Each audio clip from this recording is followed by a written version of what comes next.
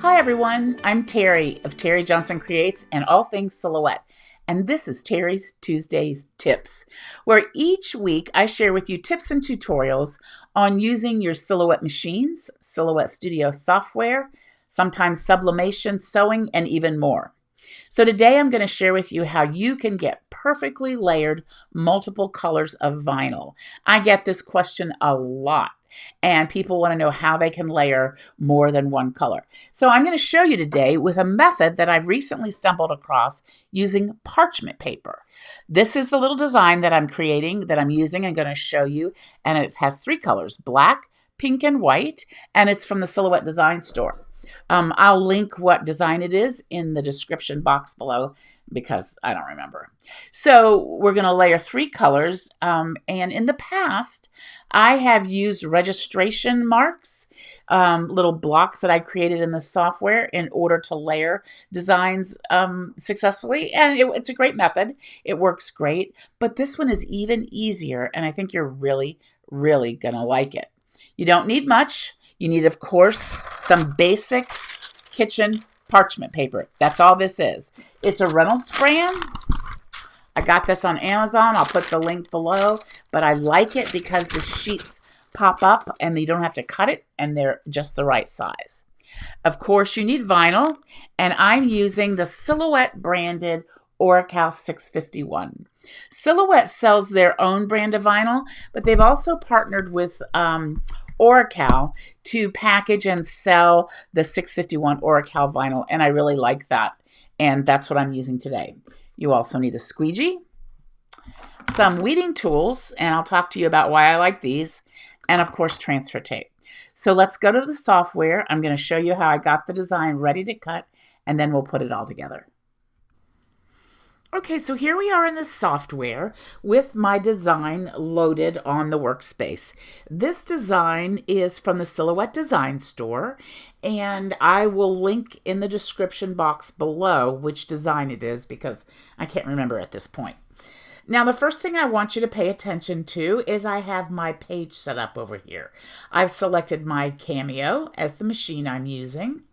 I've selected my 12 by 12 cutting mat and the media size at 12 by 12. Now, technically my media won't be 12 inches, but I want to use the full mat in order to spread the colors around. And I'm actually going to cut this little guy twice, so you'll see in just a second. Now, one thing I wanted to show you was the transparency.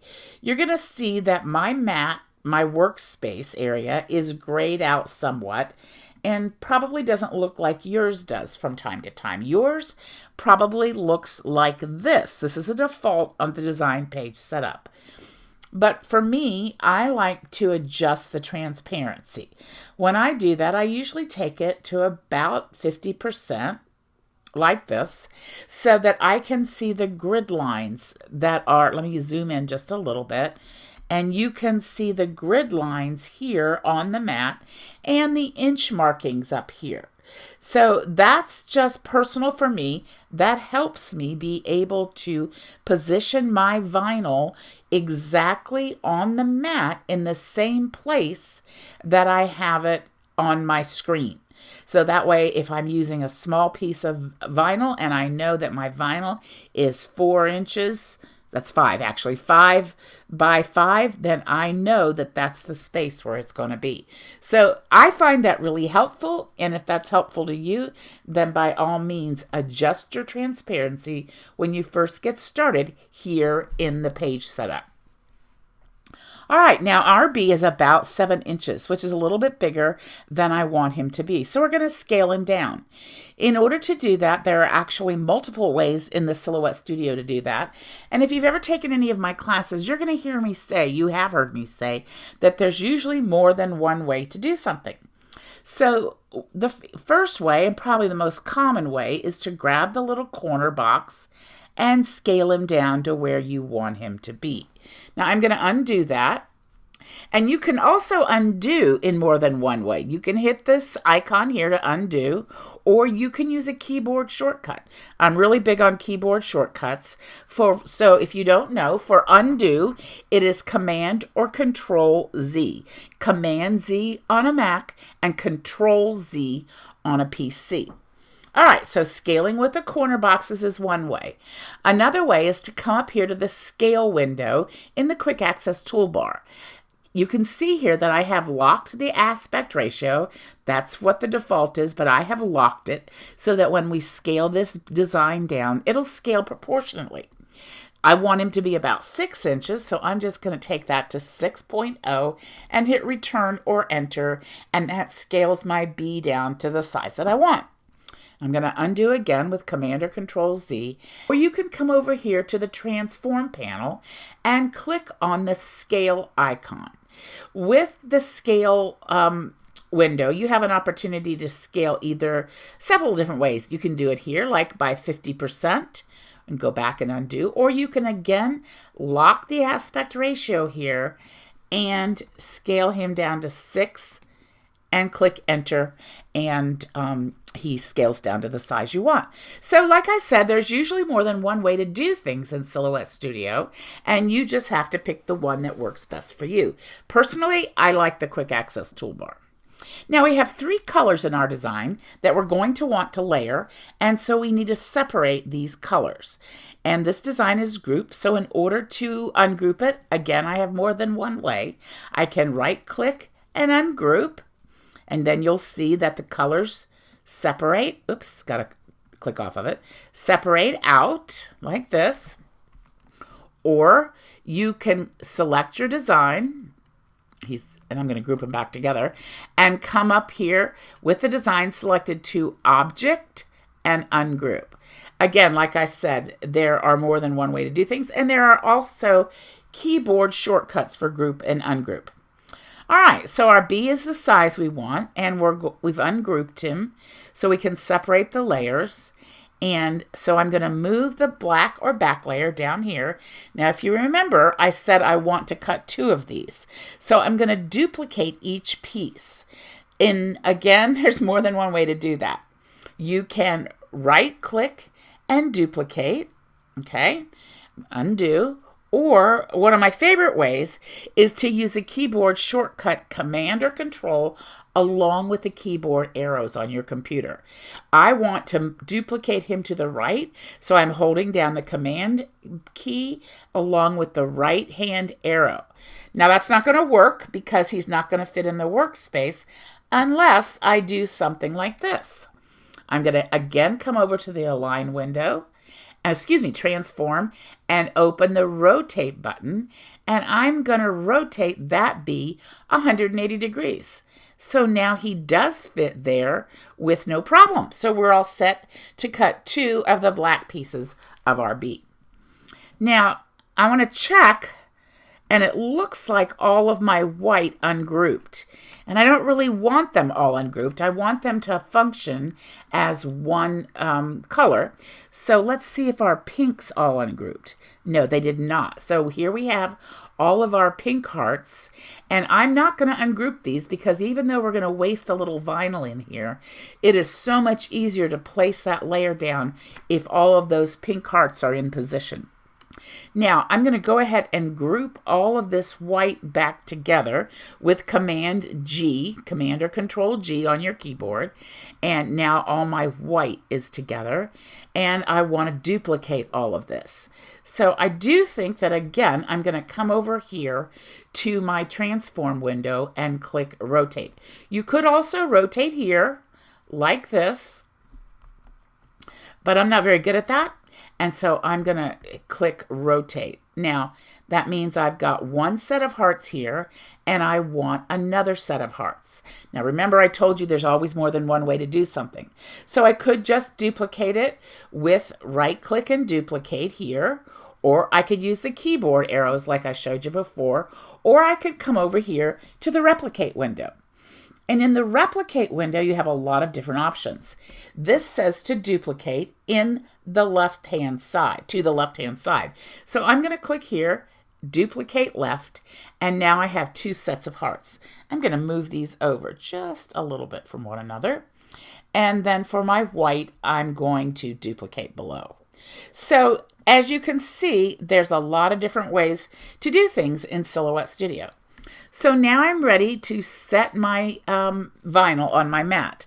I'm cutting 2 of these, so I will need a piece of vinyl a little bit bigger than 6 inches tall, and bigger than 5 inches wide.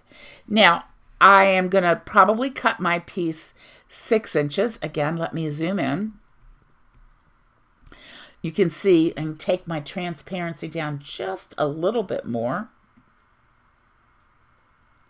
Maybe you can see those.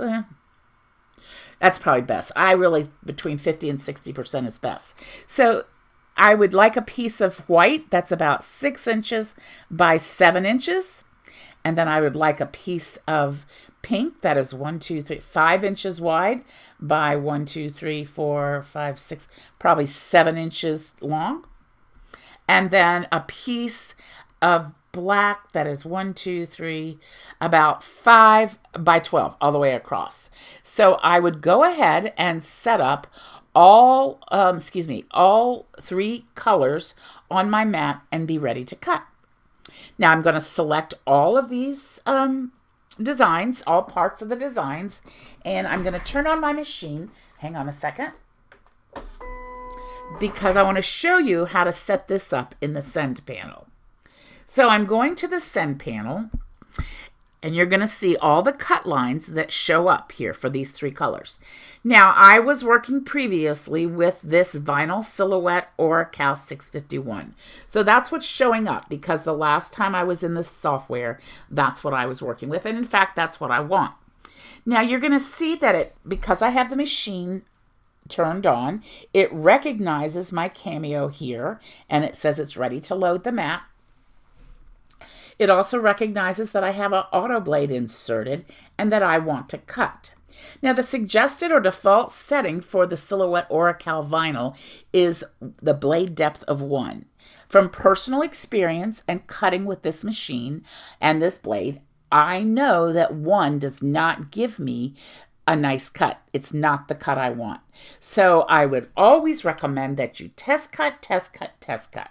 These settings are simply a starting place and suggestions, and you need to test cut to be sure that it is going to give you a nice cut at the settings you want. If you're not getting a good cut and you're sure that your blade is inserted properly, I would always start by taking my blade depth up 1 number. If it's 2 to 3 or 1 to 2, and I'm going to take this up to 2.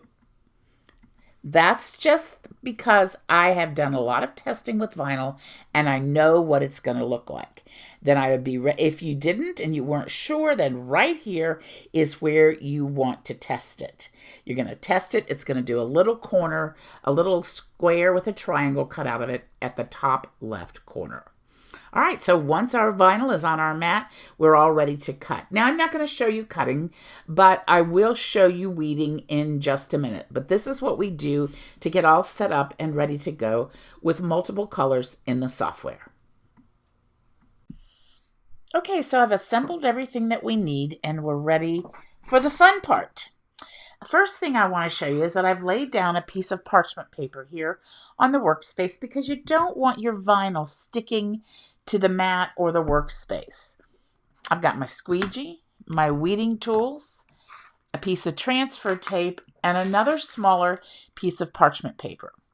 Now, for the sake of time, I've gone ahead and weeded some of these things out. So I weeded out the hearts, and I weeded out most of the bee mine, but I wanted to show you this very cool weeding tool. It works like a pen, and you probably can't see it, but it has in here a very fine tip like a needle, but actually even finer than that. And while I have most of this already weeded, I wanted you to see how easily this little tool picks up the pieces that are in the center of these E's. Right here like this. And it's just so nice to use this tool for weeding, and I'll put a link for it in the description box. I also like this weed and pick, and you can tell it's well loved, that I got from Design by Dawn, and I will also give you a link to that. So now our bee mine is all weeded out along with our hearts, and I'm just going to show you this black, the body of the bumblebee because I want you to see how nicely this weeds. I cut this with an auto blade, and like I mentioned previously in the software tutorial portion of the video, I upped the blade setting by 1 from the suggested settings. But that's all I did, and look how nice and cleanly this cut and weeded. So, just keep working with your settings till you get one that works like that. Now I have a piece of Oracal transfer tape here, and this is probably one of the hardest parts of the whole project, is getting this backing, there we go, that wasn't too bad, off the transfer tape. Now, this process is very similar, if you have seen me before use registration marks, but I think it's easier and quicker, and I think you're going to like it a lot better. So the first thing I'm going to do is lay my transfer tape, and we got a little extra doolally here, doesn't belong on this project, on the white Be Mine. Doesn't really matter. It could have been the pink. And I'm going to squeegee that down really well. And then I like to remove the backing this way. Yeah, didn't squeegee good enough apparently.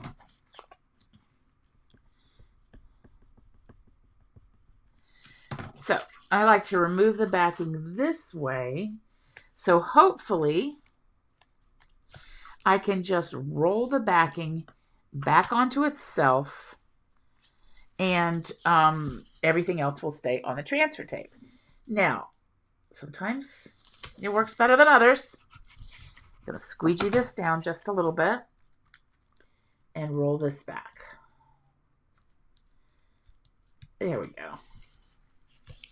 Turn it. I'm right-handed, so it's much easier to do with my right hand. Now that one pulled up, so I'm just going to lay it back down. And again, anytime something pulls up, just go back and squeegee it down a little bit more. These little tiny white pieces are going to have a tendency to pull up, but we'll get there. This is one of those processes where you just have to be patient. Now, I can show you in another tutorial, maybe next week, about layering with the registration marks. It's just a little more involved in the cutting process. So you see that when I see that these are pulling up, all I do is go back down, like right here, it's pulling up with the backing, and now my backing's sticking to my transfer tape. Never fails when you're on video. Okay, and lay it back down and then continue to peel back on itself. I tell you what I'm going to do. Make this a little bit easier. I'm going to trim some of this transfer tape off. There we go. Because it was sticking. All right, so we're just peeling back. It's actually more like a roll, rolling back on itself. And again, when it sticks, I go back here, lay it down, and usually with just a little bit of additional pressure, it'll stick to the transfer tape. Now, this is the Oracal branded transfer tape. There are a lot of different transfer tapes out there. You'll just have to try them and see which one you like best. I like this one. Expressions Vinyl has one that I like really well. There's a lot of good transfer tape out there. I don't recommend and have not had much luck with things like contact paper or the dollar store contact paper. I recommend that you get a transfer tape that is designed for working with vinyl. Okay, last little piece right here. Stick it down, and we're done. Okay, so now you can see that piece is done. Now, what we're going to do, this is our backing, the bottom piece. We're going to lay our parchment paper so that a little bit, and I mean a very little bit, like can you see right there, that little bit is not on the parchment paper. So most of my design, about 95% of it, is on the parchment paper. Looks like we have a little couple of leftover doolollies here, but that's all right. And so they are on the parchment. Most everything is on the parchment paper here, with that little bit of an exception right there and some of the transfer tape. So what I'm going to do is come over here to my bumblebee, and I'm going to try to hold that part that is not on the parchment paper, this part up here, off of the bottom. You don't want that to stick down because it'll do just that. It'll stick until I'm 100% sure that everything else is lined up, or I want it to be. So I'm pretty much starting with the bottom of the body here, and I think that's about where I want it. So what I'm going to do is, with my fingers holding here, I'm going to squeegee this down that way and this way. The hope is also to minimize any bubbles, like this and like this. And now I'm going to lift up and remove my parchment paper. See, it doesn't stick to the parchment paper. So now we're going to carefully layer this down and squeegee. Now I don't squeegee too much because you want the transfer tape to come off. So now I'm going to pick up the transfer tape. Oops, try to leave behind what I want to. Leave my white. I'm going to pick up the transfer tape, making sure that none of those little white pieces come up. It's looking good so far. And then we're going to get the hearts. So again, I'm going to take my transfer tape and put it down over my hearts and squeegee really well.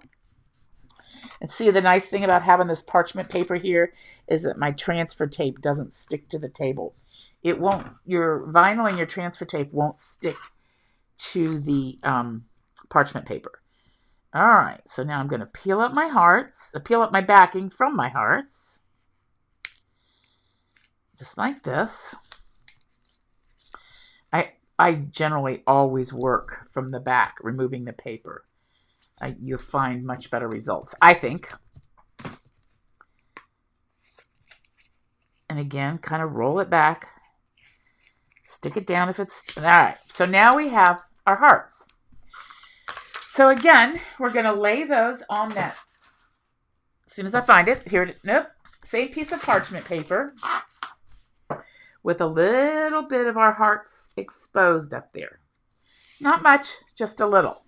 So can you see here that there's a little bit of the hearts exposed, not on the parchment paper, but most of that vinyl is on the parchment paper. Now, again, trying not to let the exposed part touch.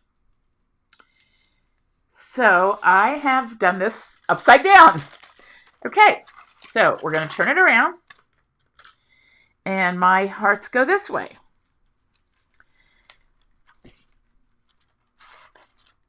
Move this out of the way. And I want just a little bit of my hearts sticking up above that parchment paper. All right, so we got a little bit.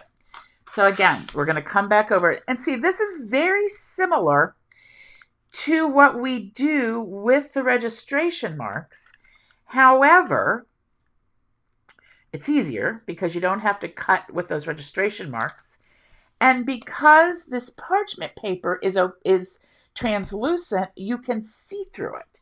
So you don't have to worry that anything's going to stick until it's right exactly where you want it. So you can move everything around, make sure it's where you want it. Then the part that's exposed, you stick down, you peel off the parchment paper like this, and then carefully layer back down the rest of your design. And see, now it's absolutely lined up perfectly. Now I'm going to peel off this transfer tape and place it. See, this part of my bee is not covered by the transfer tape, so I wouldn't really be able to apply this very well. And I'm not going to apply this to anything tonight, but now you're going to see when I put this on here, and I squeegee him down really well, that he is ready to be applied to whatever surface that I decide I want to put him on. So, first of all, I just think this is the cutest design, and that was so simple. You don't have to worry about cutting registration marks, and now all of the layers are exactly where you want them to be. Super simple, and you could do this with as many layers as you needed or wanted, whatever it took to complete your design. So I hope you find this helpful, and I want to see you do some projects with this method.